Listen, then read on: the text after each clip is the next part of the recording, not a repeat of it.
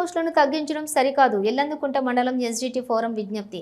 ప్రాథమిక పాఠశాలలో ఖాళీగా ఉన్నటువంటి ఎస్జిటి పోస్టులను భర్తీ చేయకుండా మిగులుగా ఉన్నాయనే ఉద్దేశంతో ఎస్జిటి పోస్టులను తగ్గించి వాటి స్థానంలో ఉన్నత పాఠశాలలోని 1803 పీఈటీ పోస్టులుగా మార్చి 260 జిల్లా పరిషత్ ఉన్నత పాఠశాల ప్రధానోపాధ్యాయుల పోస్టులకు కేటాయించాలనే ప్రతిపాదనను ఎల్లందుకుంట మండల ఎస్జిటి ఫోరం వ్యతిరేకిస్తుంది.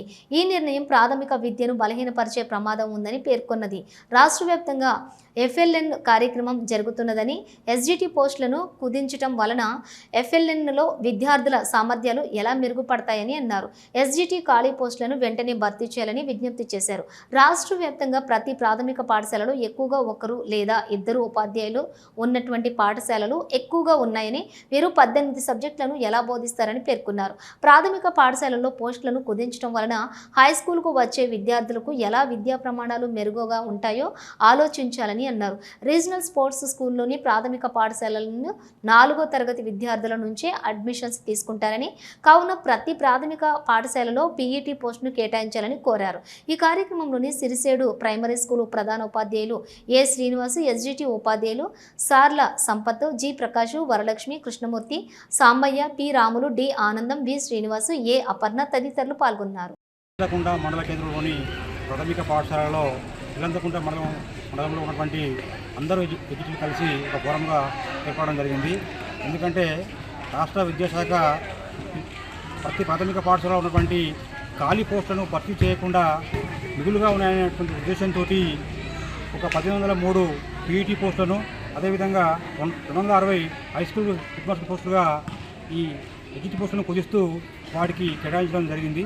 కావున దీనిని మేము ఇల్లంతకుంట మండల ఫోరం పక్షాన ఖండిస్తున్నాము. ప్రభుత్వం ఎఫ్ఎల్ఎన్ కార్యక్రమాన్ని నిర్వహించుకుంటూ మరి ఈ ఎడ్జిటి పోస్టులను కుదించడం వల్ల మరి విద్యా ప్రమాణాలు ఎలా పెరుగుతాయో ఒకసారి ప్రభుత్వం ఆలోచించాలి. అదేవిధంగా రీజనల్ స్పోర్ట్స్ స్కూళ్ళల్లో కూడా ప్రతి ప్రాథమిక పాఠశాల నుంచి 4వ తరగతి విద్యార్థులను ప్రవేశం కోసం తీసుకోవడం జరుగుతుంది. కావున ప్రతి ప్రాథమిక పాఠశాలకు పీఈటీ పోస్టును కేటాయించాలి. అదేవిధంగా ప్రతి తరగతికి ఒక ఉపాధ్యాయుని కేటాయించాలి. ప్రతి ప్రాథమిక పాఠశాలకు ఒక ప్రధానోపాధ్యాయుని కేటాయించాలి. ఇప్పుడు ఉన్నటువంటి ఎస్జిటి సర్ప్లస్ పోస్ట్ లోపల రద్దు చేస్తూ పీఈటీలను నియమించాలనే నిర్ణయం తీసుకోవడం చాలా అన్యాయమైన నిర్ణయం.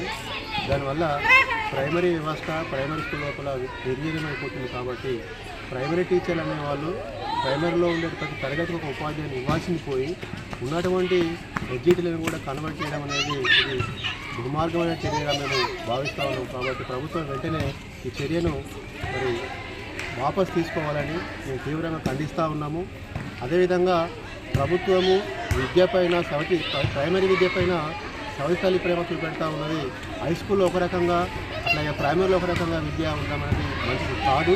ప్రైమరీ స్కూల్ బాగుంటేనే హై స్కూల్ బాగుంటాయి. కాబట్టి ప్రైమరీ స్కూల్ లోపల ప్రతి తరగతికి ఒక ఉపాధ్యాయుని ఇస్తూ ప్రైమరీ స్కూల్ లోపల నాణ్యమైన విద్య అందినట్లయితే ప్రైమరీ స్కూల్ బాగుంటాయి.